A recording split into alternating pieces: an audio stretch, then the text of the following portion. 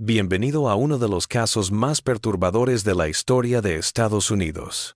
Antes de empezar, deja en los comentarios desde dónde estás viendo y la hora exacta en que estás escuchando esta narración. Queremos saber qué tan lejos y en qué momentos del día o de la noche se extienden estos relatos documentados.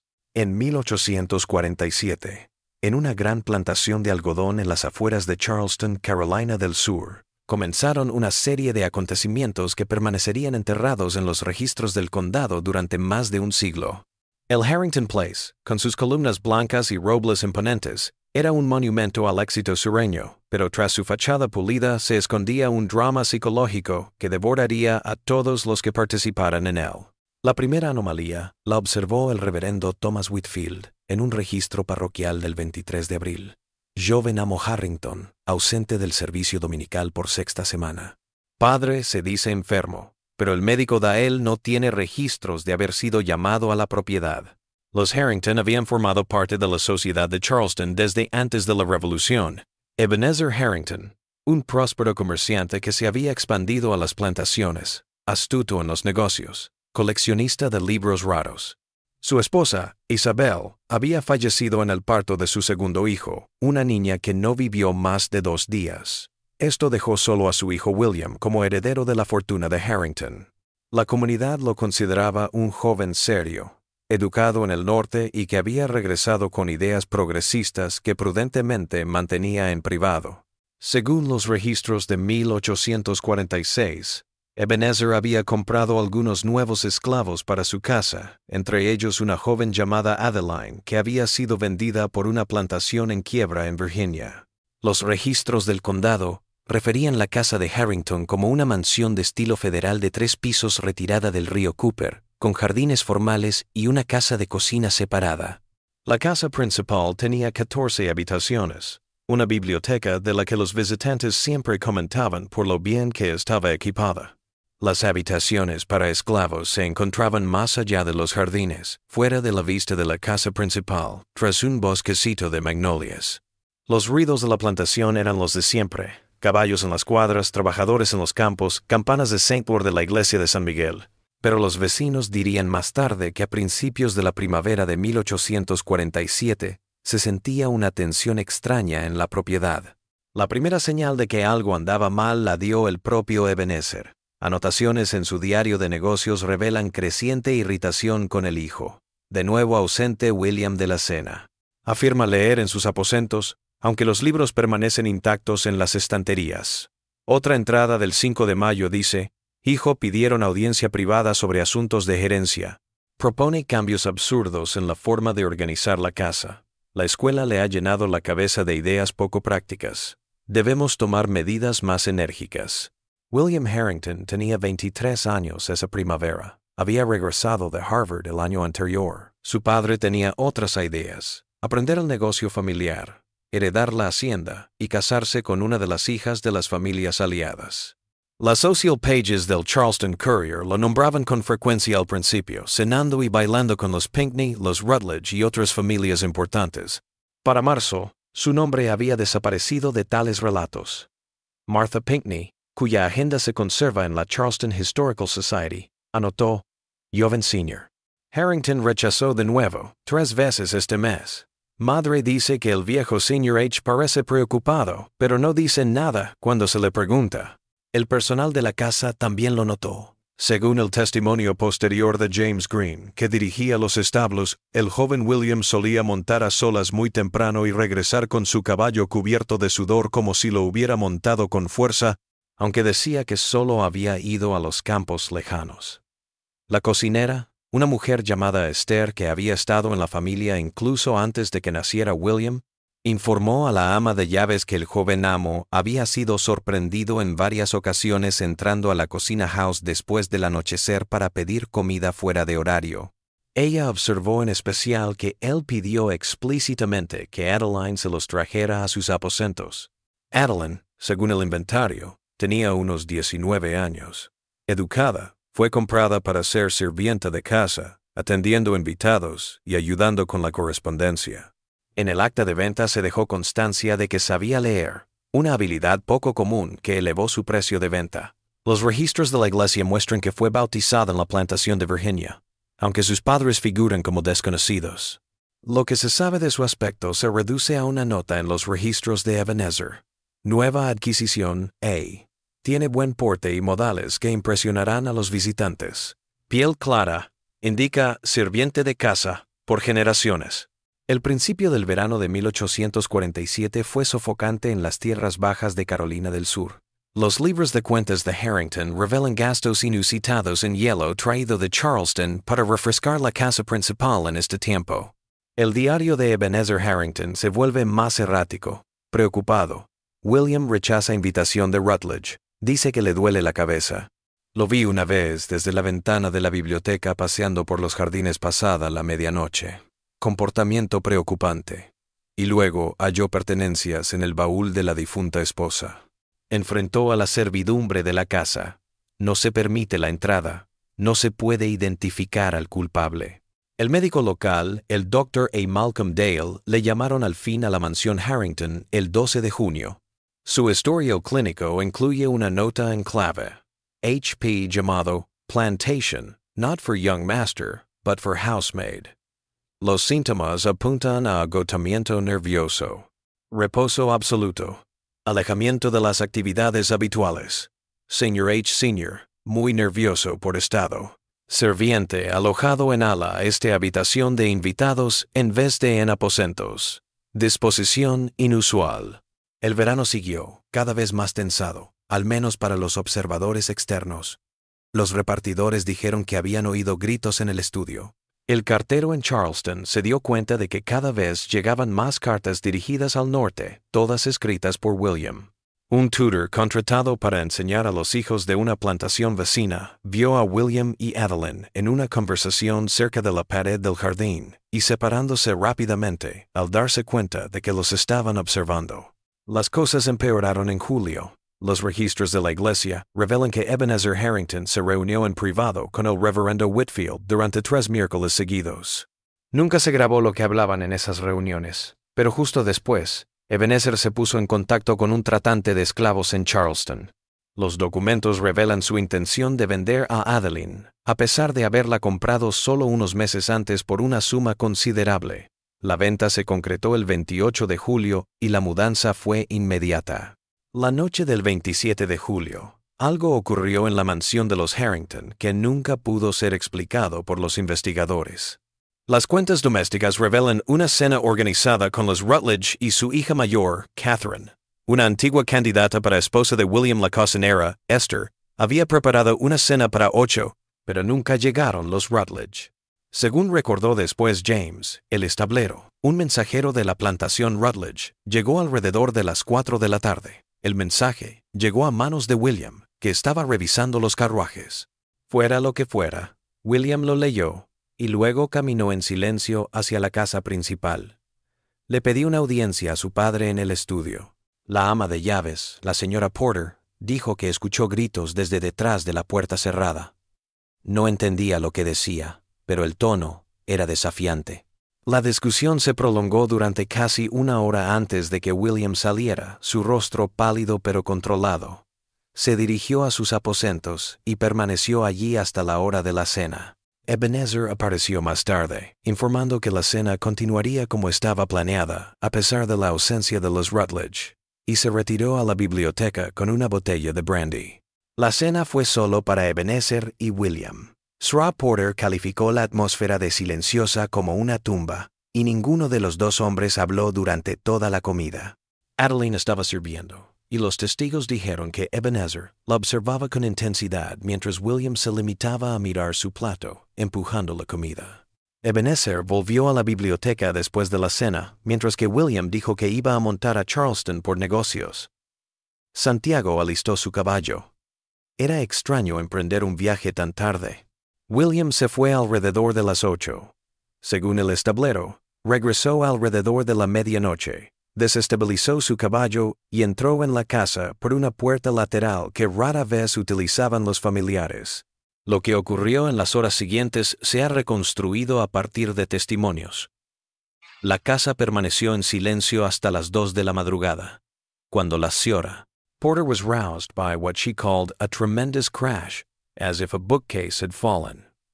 Ella se levantó y encendió una lámpara, bajando las escaleras. El ruido había sido en la biblioteca. A través de la puerta entreabierta, vio a Ebenezer Harrington de pie junto a su escritorio, aferrándose al borde como para sostenerse. De pie ante él estaba William, su cuerpo tenso, sus manos apretadas a los costados. En el suelo se encontraba el contenido de la caja fuerte personal de Ebenezer, que había sido colocada tras un cuadro de su difunta esposa. Entre los papeles y objetos de valor, había un pequeño libro de cuero abierto que William parecía estar leyendo en voz alta, aunque demasiado bajo para que la señora escuchara, portero a adivinar las palabras. Lo que leyó hizo que Ebenezer se hundiera lentamente en su asiento, su rostro pálido. La ama de llaves, asustada por la escena, se retiró a sus habitaciones sin ser vista. A la mañana siguiente, la plantación amaneció con una noticia impactante. Ebenezer Harrington había sido víctima de lo que el Dr. N. Platier, Dael más tarde lo describiría como un evento cerebral repentino y devastador. Le encontraron en la biblioteca sentado en su butaca respirando pero sin reaccionar. El médico fue llamado inmediatamente y tras examinarlo, dictaminó que Ebenezer había sufrido un fuerte ataque de apoplejía que lo dejó paralizado del lado derecho y sin habla. En el caos que siguió, se descubrió algo más. Adeline faltaba en la propiedad. Sus escasas pertenencias seguían en sus aposentos, pero ella había desaparecido en la noche. William, sorprendentemente calmado por la condición de su padre, reunió a la casa para buscar en los alrededores, pero no pudieron encontrarla. La venta programada fue cancelada, por supuesto, tanto por la enfermedad del vendedor como por la ausencia del individuo a vender. As such, William took over the household and his father's business, algo que eventualmente habría sucedido de todos modos, pero que simplemente se adelantó. Le organicé los cuidados a su padre, trayendo una enfermera de Charleston y transformando un salón de la planta baja en una habitación de enfermo. Ebenezer Harrington nunca volvió a hablar ni a moverse. Permanecí así 11 meses. Mientras tanto, William administró la plantación con sorprendente eficiencia. Los libros de contabilidad revelan que a pesar de su edad, dominó los mercados de algodón y la administración doméstica con habilidad que sorprendió incluso a los socios más escépticos de su padre. Pero no buscó a Adeline más allá del primer día, y no denunció su desaparición. Cuando el reverendo Whitfield lo interrogó al respecto en una visita pastoral, Guillermo supuestamente respondió que debe haber ido con familiares al norte y cambió de tema. En los meses que siguieron, el comportamiento de William siguió siendo objeto de especulaciones.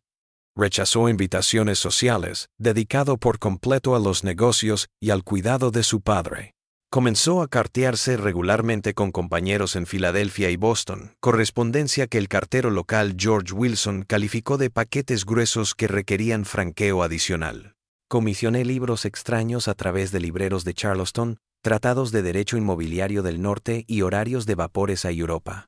Lo más extraño sucedió en septiembre, cuando los registros del condado muestran a William escriturando una pequeña propiedad en las afueras de Charleston a nombre de W. H. Confía. La propiedad constaba de una pequeña casa y 2 acres de tierra. Los vecinos dijeron que parecía habitada, pues salía humo de la chimenea y las luces se encendían por la noche, pero nunca llegaron a ver a sus habitantes. Para principios de 1848, ya se comentaba por toda Charleston que William Harrington se estaba volviendo cada vez más reservado. Ahí iba a la iglesia solo de vez en cuando. Rechacé los clubes de caballeros en los que había estado su padre y me vieron cabalgando solo por la batería al amanecer, perdido en mis pensamientos. Una antigua prometida, Catherine Rutledge, se comprometió con un plantador de Georgia. El anuncio en el Charleston Mercury se refirió sombríamente a previos entendimientos disueltos amigablemente. Ebenezer Harrington murió el 15 de junio de 1848, sin haber vuelto a hablar y sin haber abandonado su habitación de enfermo.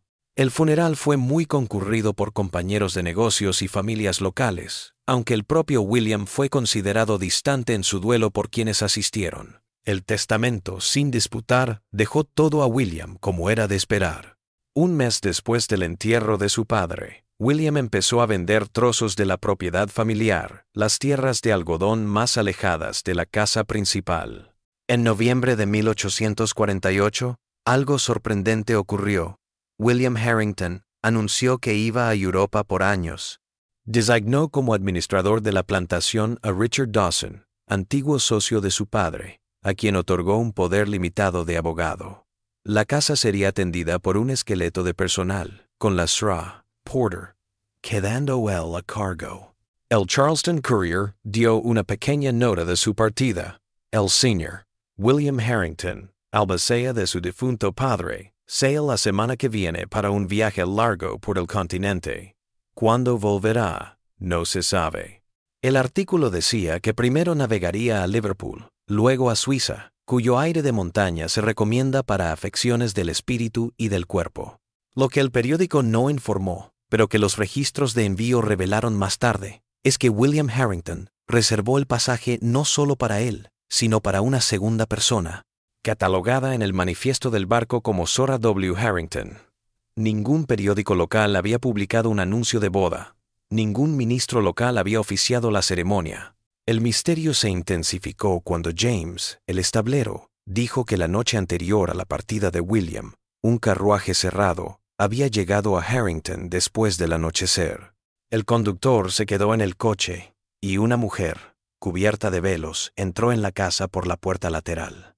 El carruaje partió vacío 2 horas más tarde, y a la mañana siguiente, William partió hacia Charleston con 2 baúles grandes y una maleta más pequeña, sin llevarse a ningún sirviente, algo que era costumbre entre los caballeros que viajaban al extranjero. El Harrington Estate permaneció en administración durante 5 años. Durante este tiempo, William seguía en contacto esporádico con Richard Dawson por cuestiones de negocios. Las cartas llegaban desde distintas ciudades europeas: Ginebra, París, Londres, Viena. Estas cartas guardadas en la Charleston Historical Society tratan solo de asuntos prácticos, sin nada personal más allá de los cierres formales. En 1853, llegaron instrucciones de Zurich de vender las últimas propiedades de Harrington, liquidar todo y depositar el dinero en un banco de Londres. Estas órdenes fueron obedecidas, y el nombre de Harrington desapareció de la sociedad de Charleston. La mayor evidencia en este caso llegó en 1962, cuando un historiador que investigaba Antebellum Charleston tropezó con un diario encuadernado en cuero en los archivos de la universidad, al parecer donado de forma anónima a principios del siglo XX.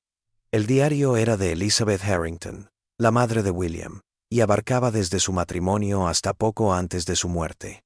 La mayoría de las anotaciones trataban sobre asuntos cotidianos de la casa y compromisos sociales, pero unas pocas páginas fechadas alrededor de un año antes de su fallecimiento revelaron un sorprendente secreto. Elizabeth described finding documents in her husband's desk, revealing that decades before their wedding, Ebenezer had fathered a child with a woman enslaved on a neighboring plantation. La mujer murió al dar a luz, pero la niña sobrevivió y fue criada entre los trabajadores del lugar. Según el diario de Elizabeth, Ebenezer había seguido a la niña en la distancia, preguntando por ella en ocasiones a través de terceros. La niña, escribió Elizabeth con angustia, se llamaba Adeline. La última entrada de su diario, escrita semanas antes de su muerte, mostraba su lucha con esta revelación. Les escribió que después del segundo hijo iba a hablar con Ebenezer y exigirle que reconociera a su primera hija y le dejara algo para el futuro. El diario se interrumpió, y la confrontación que ella imaginó nunca llegó a suceder. Murió. Las implicaciones de este hallazgo reinterpretan los sucesos de 1847 en un contexto inquietante. La compra de Adeline de Virginia parece ser una invención, una excusa para introducir a la hija de Ebenezer en su casa sin revelar su identidad. Su elegancia y piel clara, descritas en sus archivos, adquieren un nuevo significado en este contexto. Lo más importante, la relación que al parecer se formó entre William y Adeline se produjo sin que supieran que tenían el mismo padre. El libro de cuero que William encontró en la caja fuerte de su padre aquella noche era casi seguro el diario de Elizabeth. El descubrimiento en él de que la mujer de la que se había enamorado William era su media hermana, lo que provocó el derrame de Ebenezer y los acontecimientos posteriores. La pequeña propiedad adquirida bajo las iniciales W.H. La Confianza fue probablemente un lugar seguro para Adeline después de dejar la casa principal.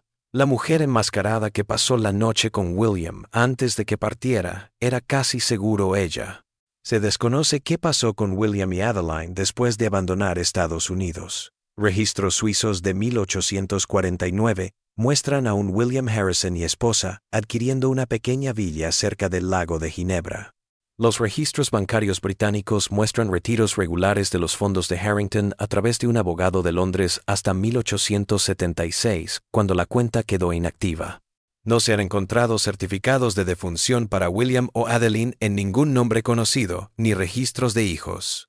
La mansión Harrington permaneció vacía durante casi una década antes de ser comprada por una familia de Filadelfia que desconocía su historia. Fue destruida en un incendio durante la Guerra Civil. Solo quedaron en pie la base de piedra y la chimenea.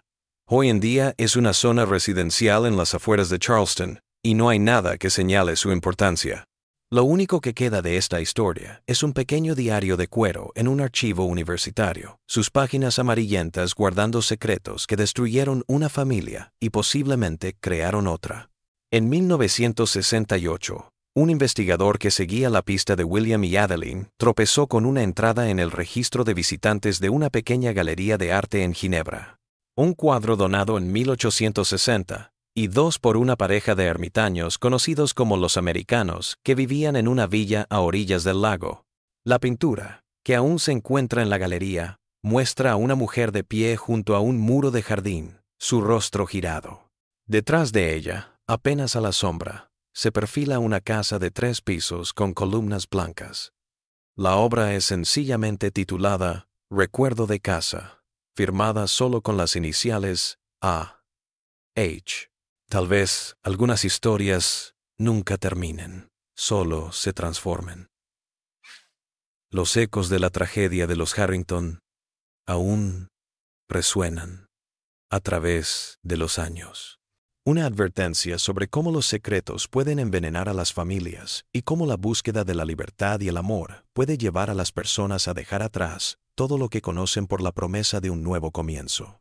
En las paredes de un museo suizo, una pintura observa a los visitantes que desconocen la tragedia estadounidense que contiene. Mientras tanto, en Charleston, los guías turísticos caminan por las calles históricas, contando viejas historias, pero nunca mencionan al hijo del comerciante que se perdió en el mar con el mayor secreto de su padre. El historiador que encontró el diario de Elizabeth Harrington, el Dr. Margaret Collins, de la Universidad de Carolina del Sur, pasó casi 7 años tratando de armar la historia completa.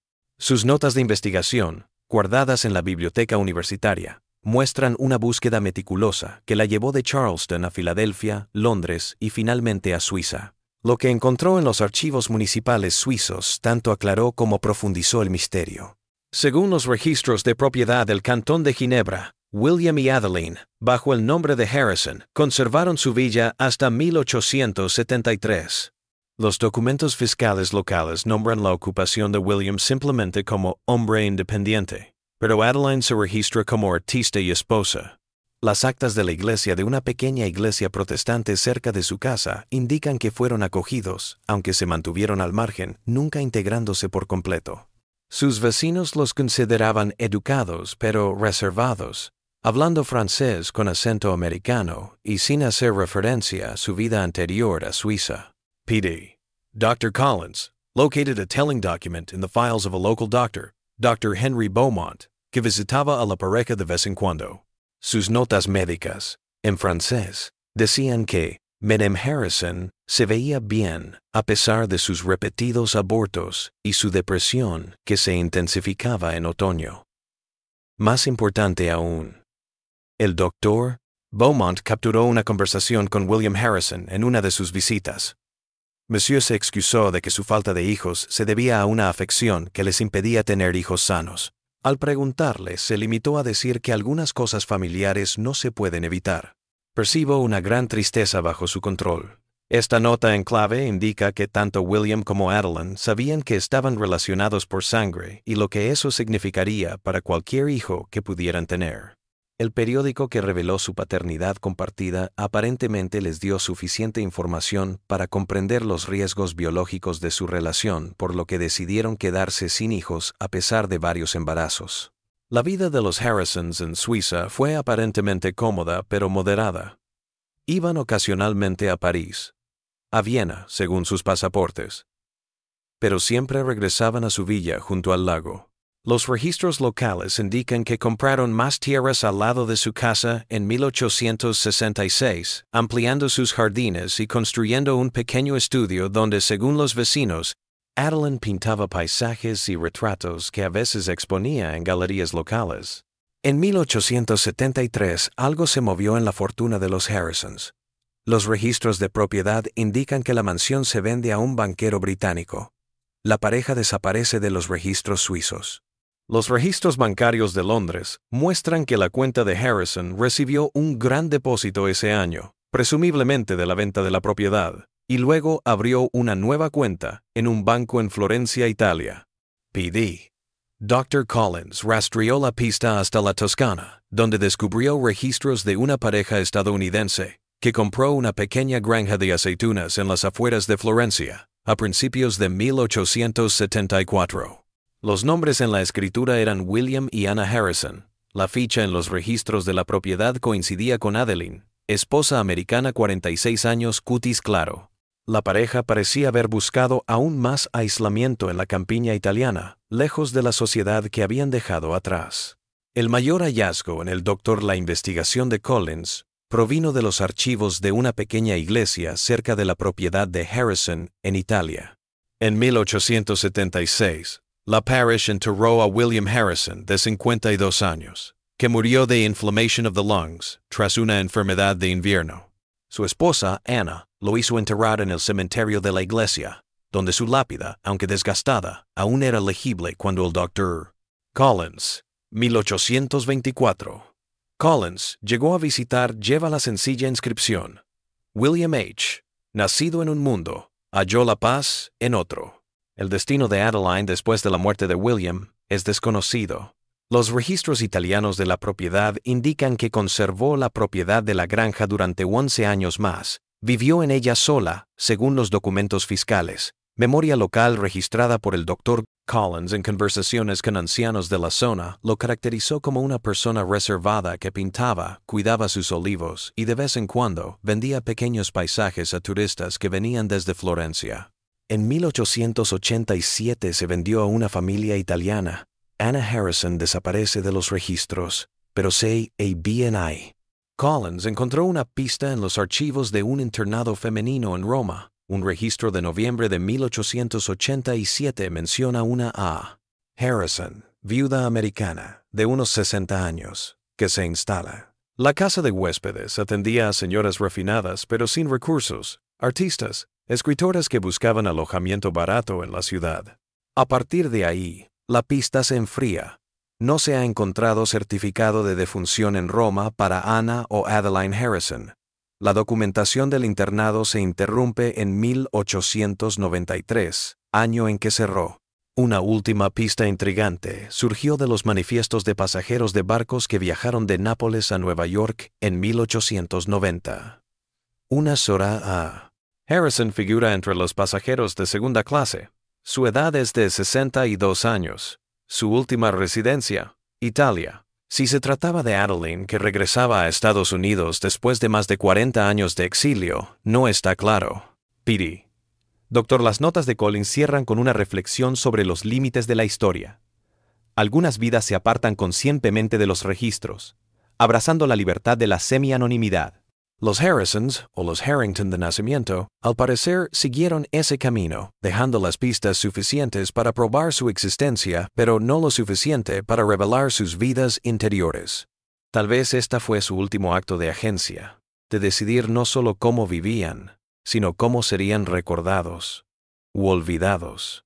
El misterio podría haber permanecido en las sombras académicas si no hubiera sido por un descubrimiento inusual en 1965. Mientras renovaban un antiguo marrón de Back Bay en Boston, unos obreros encontraron una caja de hojalata escondida en la pared del desván. En su interior había algunas cosas. Un pequeño libro de cuero en blanco, salvo por la dedicatoria para A. de W. Recuerda solamente la paz, una flor de magnolia prensada, un daguerrotipo de un hombre vestido de manera formal, supuestamente William, y lo más importante, las cartas. Las cartas, escritas entre 1891 y 1894, estaban dirigidas a mi querido amigo y firmadas solo con una A. Fueron escritas desde una pensión en el South End de Boston a una persona identificada solo como M, una mujer que aparentemente se había hecho amiga del autor. Los escritos revelan a una anciana repasando su singular existencia con discreción en los detalles. En una carta de febrero de 1892, por ejemplo, ella escribe: «Preguntaste por qué regresé a América después de tantos años. Tal vez era una necesidad de cerrar el círculo, de terminar donde empecé, aunque no exactamente en el mismo lugar. El sur no atrae, demasiados fantasmas en sus jardines. Pero aquí, donde el invierno congela la ciudad, me siento extrañamente en casa. Nadie mira a una viuda vieja y solitaria, y esa invisibilidad es su propia libertad». Otra carta de diciembre de ese año hace la alusión más explícita a su pasado. M. Tu curiosidad por mi vida antes de Europa no puede ser satisfecha. Hay cosas que no se pueden contar, ni siquiera después de que todos los protagonistas hayan muerto. Lo que te pareció romance fue también tragedia. Lo que pareció huida fue también destierro. Solo sé que amé a un hombre que lo perdió todo por mí, y yo por él. Cualquier cosa que nos juzgue, respondimos a nuestros corazones primero, y eso fue suficiente. La última carta de la colección, de abril de 1894, suena a despedida. Mi salud se apaga con la nieve. El médico hace sonidos tranquilizadores, pero sus ojos dicen otra cosa. No tengo miedo. He vivido más allá de lo que se esperaba de mí. Cada día es un regalo. Las pinturas que te he entregado son mi herencia, no por su valor artístico, sino por lo que representan. El muro del jardín, el lago al atardecer, el olivar por la mañana. Cada uno guarda una historia que jamás podría escribir. No se encuentra registro de su defunción en Boston con el nombre de Harrison, lo que indica que pudo haber asumido otra identidad en sus últimos años o haber fallecido fuera de la ciudad. El marrón donde se encontraron las cartas había sido vendido varias veces desde la década de 1890, lo que hacía imposible saber quién era M o cómo habían llegado las cartas a estar escondidas en la pared. La historia de Harrington Harrison podría haberse perdido en la historia si el Dr. Collins didn't publish a short book about her discoveries until 1969, Across Boundaries, The Exile of William and Adeline. La pequeña nota académica llamó la atención de una novelista que estaba investigando sobre el Charleston anterior a la guerra y que convirtió la historia en una novela histórica publicada en 1972. Aunque novelada y romantizada, la novela dio a conocer la investigación original, reavivando el interés por las figuras históricas reales. En 1978, un descendiente de Richard Dawson, quien había administrado la plantación Harrington durante la ausencia de William, descubrió más cartas en un archivo familiar. Estas cartas entre Dawson y William en los primeros años en Suiza mostraron que Dawson siempre supo la verdad sobre la relación de William y Adeline y los ayudó a escapar de Charleston. Su ayuda había sido por una promesa en el lecho de muerte a Elizabeth Harrington. Al parecer le había confiado su diario y le había pedido que ayudara a sus hijos en caso de que la verdad saliera a la luz. La reliquia más inquietante de esta historia es el cuadro de la Galería de Ginebra. Historiadores de arte que la han estudiado señalan que la técnica es de un aficionado con talento, no de un artista formado, pero el sentimiento que transmite es poderoso. La mujer, de espaldas a la casa de la plantación pero consciente de su presencia, resume la contradicción de la vida de Adeline. Está a la vez dentro y fuera de su lugar de origen, ligada por sangre, pero desterrada. Quienes la observan en la galería y desconocen su historia, suelen destacar su aire melancólico, como algo valioso y doloroso atrapado en óleo y lienzo.